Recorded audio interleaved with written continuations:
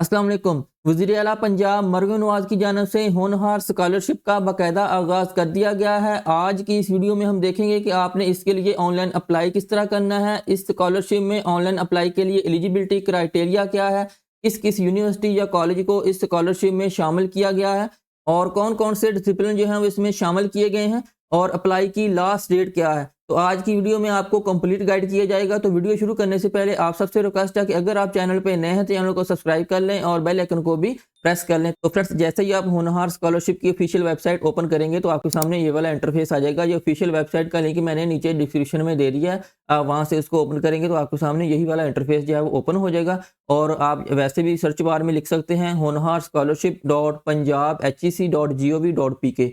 तो आपके सामने सेम वाला पोर्टल जो है ये ओपन हो जाएगा। तो यहाँ पे आपको इसमें ऑनलाइन अप्लाई की लास्ट डेट जो है वो शो हो रही है, ठीक है, 26 अक्टूबर 2025 है। इससे पहले पहले आपने अप्लाई करना है। तो अब देखते हैं कि एलिजिबिलिटी क्राइटेरिया क्या है, इसके लिए कौन कौन से स्टूडेंट जो हैं वो अप्लाई कर सकते हैं। तो यहाँ पे सबसे पहले है जी एज लिमिट। तो एज लिमिट में उन्होंने कोई भी रिक्वायरमेंट नहीं रखी, किसी भी एज के जो स्टूडेंट हैं वो इसमें अप्लाई कर सकते हैं। आपके पास पंजाब का डोमिसाइल हो और जेंडर में भी मेल फीमेल सभी जो हैं वो अप्लाई कर सकते हैं।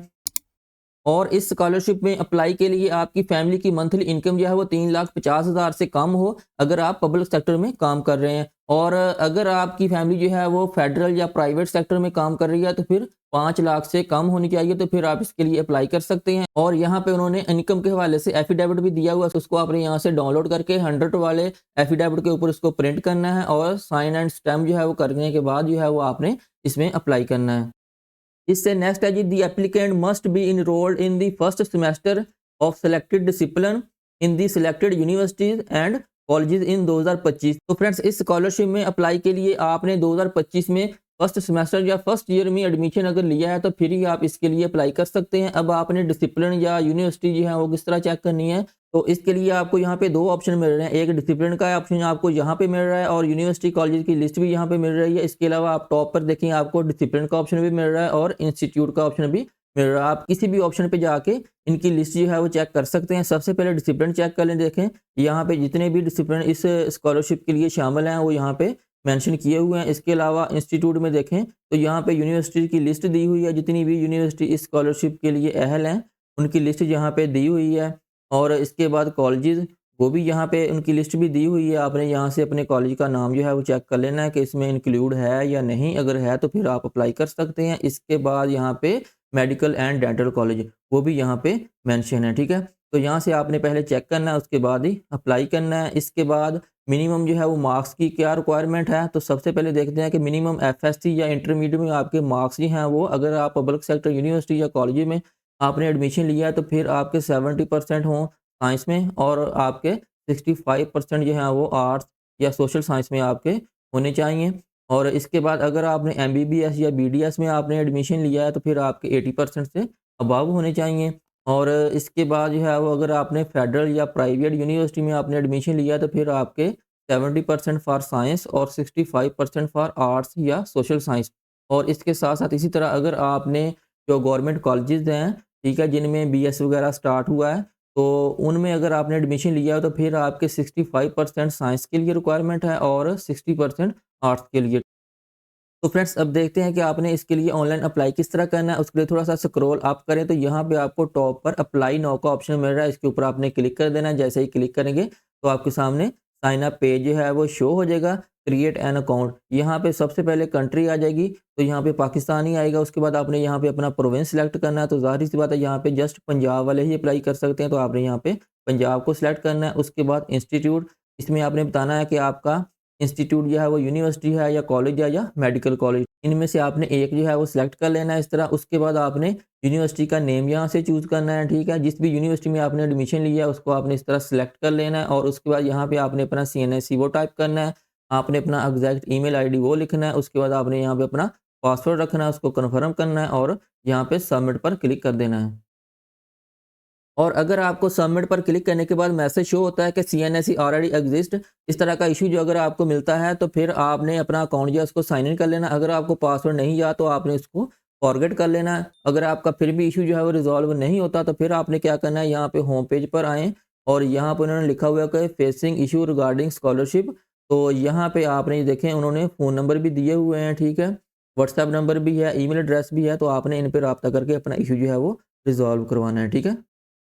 तो फ्रेंड्स जैसे ही आप सबमिट पर क्लिक करेंगे तो आपके सामने कुछ इस तरह का मैसेज जो है वो शो होगा। यहाँ पे आपका यूज़र नेम और पासवर्ड वो भी आपको शो हो रहा है, तो उसको मैं यहाँ पे हाइड कर रहा हूँ और उसके बाद आपको ईमेल भी यहाँ पे पासवर्ड के हवाले से रिसीव हो जाएगी। तो फ्रेंड्स आपने इस यूज़र नेम और पासवर्ड को यूज़ करते हुए अपने अकाउंट को लॉगिन कर लेना है और ऑनलाइन अप्लाई करना है, ठीक है। आप लॉगिन पर भी क्लिक करके अपना अकाउंट जो है उसको लॉगिन कर सकते हैं और इसके अलावा आप simply click here to apply for Honhaar scholarship इस ऑप्शन पर भी क्लिक करके अपना अकाउंट जो है उसको लॉगिन कर सकते हैं, ठीक है। तो इस तरह आपके सामने साइन इन पेज जो है वो शो हो जाएगा। यहाँ पे आपने अपना यूज़र नेम लिखना है, ठीक है, जो कि आपका CNIC है वो आपने यहाँ पे टाइप करना है। उसके बाद आपने जो पासवर्ड रखा था वो लिखना है और इसके बाद आपने यहाँ पे जो कैप्चा कोड आपको शो हो रहा है वो आपने टाइप करना है और अपने अकाउंट को साइन इन कर लेना है। तो फ्रेंड्स जैसे ही आप अपना अकाउंट साइन इन करेंगे तो आपके सामने इस तरह का इंटरफेस आएगा। यहाँ पे आपको एलिजिबिलिटी क्राइटेरिया वो भी शो हो रहा है और यहाँ पे उन्होंने जो एफिडेविट है उसका सैंपल भी यहाँ पे दिया है। इसको आपने डाउनलोड कर लेना है पहले ऑनलाइन अप्लाई से। उसके बाद आपने इसको 100 वाले एफिडेविट के ऊपर इसका प्रिंट आउट लेना है, अपने साइन एंड स्टैंप जो है वो करने हैं। उसके बाद ही आपने ऑनलाइन अप्लाई जो है वो स्टार्ट करना है, क्योंकि लास्ट पे डॉक्यूमेंट वाले ऑप्शन पे ये अपलोड होगा, ठीक है। इसके बाद आपने यहाँ पे देखें आपको लास्ट पे नेक्स्ट का ऑप्शन मिल रहा है, इसके ऊपर आपने क्लिक कर देना है। तो यहाँ पे आपकी पर्सनल इन्फॉर्मेशन आएगी। सबसे पहले आपने अपना फर्स्ट नेम लिखना है, फिर लास्ट नेम, फिर आपके वालिद का नाम आएगा। उसके बाद आपने अपना जेंडर वो सिलेक्ट करना है, ठीक है। इसके बाद आपने अपना रिलीजन वो लिखना है। उसके बाद आपने अपना मोबाइल नंबर, फिर आपने फादर स्टेटस वो लिखना है, अलाइव या डिसीड वो लिखें। उसके बाद आपने मदर स्टेटस वो लिखना है। उसके बाद आपने इंस्टीट्यूट वो सेम जो आपने पहले अप्लाई करते वक़्त फ़िल किया था, साइन अप करते वक़्त, वो आपको यहाँ पे शो हो जाएगा, ठीक है। यहाँ पे सबसे इम्पोर्टेंट आपने अपनी एडमिशन डेट लिखनी है। एडमिशन डेट जो है वो आप अपनी यूनिवर्सिटी से ही पता कर सकते हैं या आपके फ़ी चालान के ऊपर भी मेंशन होगी, वही वाली आपने सेम यहाँ पे टाइप कर देनी है। इसके बाद है जी स्टूडेंट रजिस्ट्रेशन नंबर। तो यहाँ पे फ्रेंड्स आपने अपना यूनिवर्सिटी का रजिस्ट्रेशन नंबर लिखना है। अगर आपके पास रजिस्ट्रेशन नंबर नहीं है तो फिर आप अपनी यूनिवर्सिटी या कॉलेज से पता कर सकते हैं। उसके बाद यहाँ पे आपने अपना रजिस्ट्रेशन नंबर टाइप करना है। इसके बाद प्रोग्राम डिसिप्लिन, तो आपने जिस यूनिवर्सिटी या कॉलेज में एडमिशन लिया उसके जितने भी डिसिप्लिन जो है वो इस स्कॉलरशिप में शामिल हैं, तो उनकी लिस्ट आपको यहाँ पे मिल जाएगी। तो आपने देख लेना है आपका कौन सा है। इस तरह मैं एक जो है वो सिलेक्ट कर लेता हूँ। उसके बाद यहाँ पे डिग्री टाइटल आपको शो हो जाएगा। तो यहाँ पे इस डिसिप्लिन की जितनी भी डिग्री टाइटल जो है वो यहाँ पे आपको शो हो जाएंगी, ठीक है। तो इनमें से मैं एक जो है वो सिलेक्ट कर लेता हूँ। आपने अपने हिसाब से इस तरह इसको सिलेक्ट कर लेना है। इसके बाद यहाँ पे आपकी डेट ऑफ बर्थ आ जाएगी। इसके बाद आपने यहाँ पे अपना डोमिसाइल लिखना है, जिस भी डिस्ट्रिक्ट का है वो आपने यहाँ पे इस तरह सिलेक्ट कर लेना है और उसके बाद आपने यहाँ पे अपनी मंथली फैमिली इनकम वो टाइप करनी है। और इसके बाद अगर आपका पासपोर्ट है तो वो लिख दें, अदरवाइज इसको खाली छोड़ दें। और इसके बाद आपने सेव एंड कंटिन्यू पर क्लिक करना है, लेकिन उससे पहले थोड़ा सा टॉप पर है तो यहाँ पे आपको पिक्चर अपलोड करने का ऑप्शन मिल रहा है। यहाँ पे आपने अपनी पासपोर्ट साइज पिक्चर वो अपलोड करनी है और उसके बाद यहाँ पे आपने क्लिक टू अपलोड फोटो इस ऑप्शन पर क्लिक करके आपने अपनी फोटो जो है उसको अपलोड कर देना। उसके बाद आपने यहाँ पे नीचे सेव एंड कंटिन्यू पर क्लिक करना है।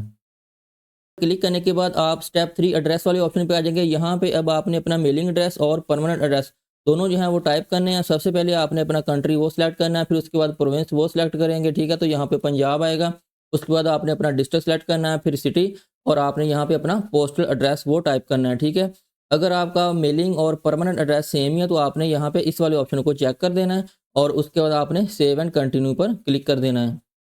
नेक्स्ट पे क्लिक करने के बाद आप स्टेप 4 एजुकेशन वाले ऑप्शन पे आ जाएंगे। यहाँ पे अब आपने अपनी मैट्रिक और इंटरमीडिएट दोनों की इन्फॉर्मेशन जो है वो आपने यहाँ पे पुट करनी है। सबसे पहले आप मैट्रिक की इन्फॉर्मेशन यहाँ पे प्रोग्राम टाइटल में आपका मैट्रिक है, ओ लेवल है या कोई डिप्लोमा है तो वो आपने यहाँ पे प्रोग्राम का टाइटल वो मेंशन करना है। उसके बाद इंस्टीट्यूट नेम में आपने जिस बोर्ड से मैट्रिक अपना कंप्लीट किया है वो आपने यहाँ पे मेंशन करना है। उसके बाद आपने अपना डिसिप्लिन बताना है कि आपने मैट्रिक जो है वो साइंस के साथ किया या आर्ट्स के साथ, ठीक है। उसके बाद आपने अपने ऑब्टेन्ड मार्क्स यहाँ पे लिखने हैं और उसके बाद टोटल मार्क्स, और इसी तरह आपने इंटरमीडिएट की इन्फॉर्मेशन यहाँ पे पुट करनी है। प्रोग्राम टाइटल आएगा कि आपने एफएससी की या एफए किया है या आपने आईसीएस किया है, ठीक है। उसके बाद आपने यहाँ पे डिसिप्लिन बताना है, साइंस या आर्ट्स। यहाँ पे आपने बोर्ड का नाम मेंशन करना है, ऑब्टेन्ड मार्क्स लिखेंगे और टोटल मार्क्स लिखेंगे। और फ्रेंड्स यहाँ पे उन्होंने इंटरमीडिएट वाले सेक्शन में नोट में बताया हुआ है कि applicants are advised to submit update their complete intermediate result on the portal once the result is announced by the respective boards. तो फ्रेंड्स ये वाला नोट जो है उन्होंने यहाँ पे इसलिए मेंशन किया है क्योंकि होनहार स्कॉलरशिप जो है वो काफ़ी टाइम पहले जो है स्टार्ट कर दी गई थी, और जितने भी पंजाब के अंदर इंटरमीडिएट बोर्ड से उन्होंने 12th का रिजल्ट जो है वो अभी अनाउंस नहीं किया था, ठीक है।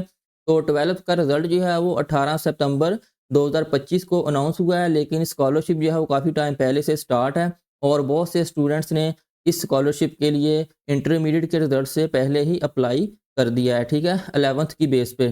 तो उन्होंने यहाँ पे नोट में मेंशन किया कि आपने अगर 11th की बेस पे अप्लाई कर दिया है, तो आपको एक डेट दी जाएगी जिसके अंदर आपने अपनी प्रोफाइल को अपडेट करना है, मतलब अपने मार्क्स का डाटा जो है वो अपडेट करना है, इंटरमीडिएट का कंप्लीट रिजल्ट के हिसाब से आपने यहाँ पे अपडेट करना है। लेकिन अगर आपने अभी तक अप्लाई नहीं किया और अभी तो फ़िलहाल रिजल्ट भी आ चुका है, तो आपने अपना जो कंप्लीट इंटरमीडिएट का रिजल्ट है उस हिसाब से आपने अपने मार्क्स, ठीक है, टोटल भी और ऑब्टेन्ड भी, वो यहाँ पे आपने मेंशन करने हैं, और उसके बाद यहाँ पे आपने सेव एंड नेक्स्ट पर क्लिक कर देना है।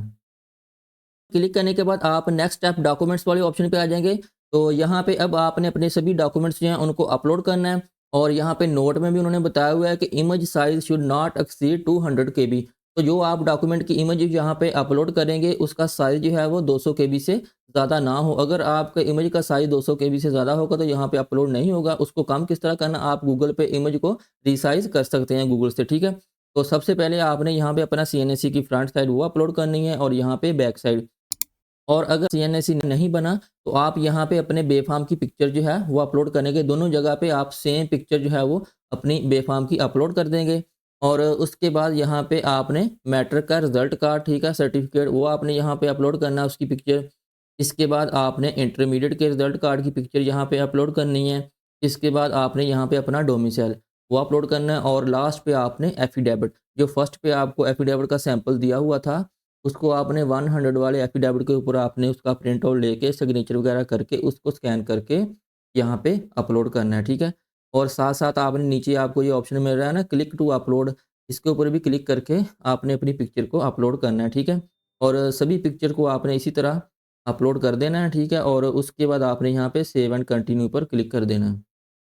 जैसे ही आप सेव एंड कंटिन्यू पर क्लिक करेंगे तो आप लास्ट स्टेप रिव्यू वाले ऑप्शन पे आ जाएंगे। यहाँ पे अब आपने अपनी एप्लीकेशन को पहले रिव्यू करना है, तो उसके लिए यहाँ पे नीचे उन्होंने ऑप्शन दिया हुआ है रिव्यू। इसके ऊपर क्लिक करके आप अपनी एप्लीकेशन को रिव्यू करेंगे। अगर उसमें कोई मिस्टेक है तो उसको बैक जाके आप उसकी करेक्शन कर लें, और अगर आपकी एप्लीकेशन का डाटा बिल्कुल एक्यूरेट है तो फिर आपने सिंपली सबमिट वाले बटन पर क्लिक कर देना है। जैसे ही क्लिक करेंगे तो आपके सामने इस तरह का मैसेज शो होगा कि are you sure want to submit, तो आपने यहाँ पे इसको ओके कर देना, और जैसे ही ओके करेंगे तो आपकी एप्लीकेशन जो है वो इस तरह सबमिट हो जाएगी। और एप्लीकेशन सबमिट होने के बाद आपको इस तरह मैसेज जो है वो शो हो जाएगा कि thank you for applying in होनहार स्कॉलरशिप। तो इसको आपने कर देना है क्लोज, और यहाँ पे आपकी एप्लीकेशन का नंबर वो भी शो हो रहा है, status pending for verification show हो रहा है, ठीक है।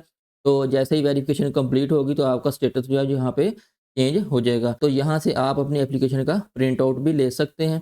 तो फ्रेंड्स आज की वीडियो में इतना ही। उम्मीद करता हूँ आज की वीडियो आपको पसंद आई होगी। मिलते हैं नेक्स्ट वीडियो में नई अपडेट के साथ, तब तक के लिए अल्लाह हाफिज़।